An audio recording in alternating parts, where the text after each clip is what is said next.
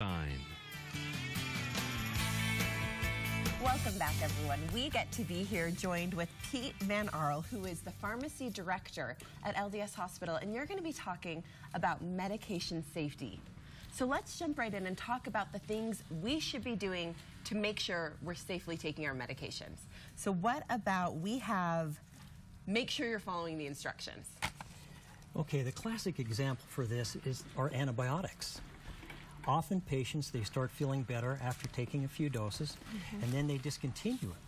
Right. The reality is they should be taken as long as prescribed by the physician. If we discontinue the medication too soon, the bug may come back and we may have to go to a different antibiotic, oftentimes a more powerful antibiotic, and more expensive, by the way.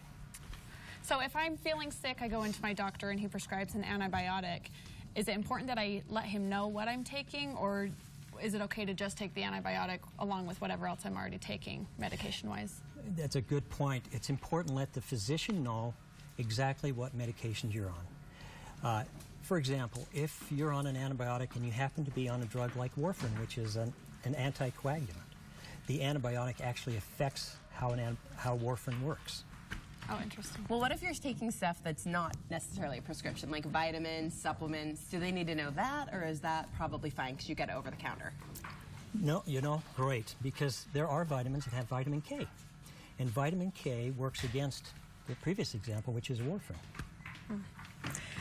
So we talked about some of the things we should do, talking with our doctors and things. What are the don't do's? Don't take medications and take them at a different dose or frequency as prescribed. Okay. Well, what if your medication gets, okay, so I buy ibuprofen, say, over the counter, and I keep it on my shelf for years. Is that a no-go? That is, once a medication has expired, we shouldn't be taking it because it's not as potent as it was before. It's kind of like an old car. Okay. It doesn't run as well. It's not necessarily bad for you or dangerous to take those all the time, but it can be less potent. And it can be less potent, and there are drugs that can cause problems if they're outdated. Okay, so let's talk about I'm giving something to my kids, or I'm taking something. I'm not great at taking pills, I'm not going to lie. Sometimes I'll have to break them up, crush them up. But you said don't do that. Why is it that we shouldn't be doing that? Well, there are some medications that are long-acting medications, and if you break them up, you get and they're usually a larger dose. What you get is you get a really high dose in the body to begin with, and that can cause adverse events.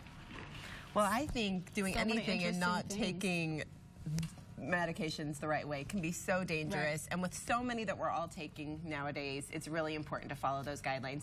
Thank you so much, Pete, for being here. And if you have any questions about your medications, be sure to call LDS Hospital at 801-408-1100 or go to ldshospital.org. Thanks so much for being here. Thank you so much. Thank you. It's great. It's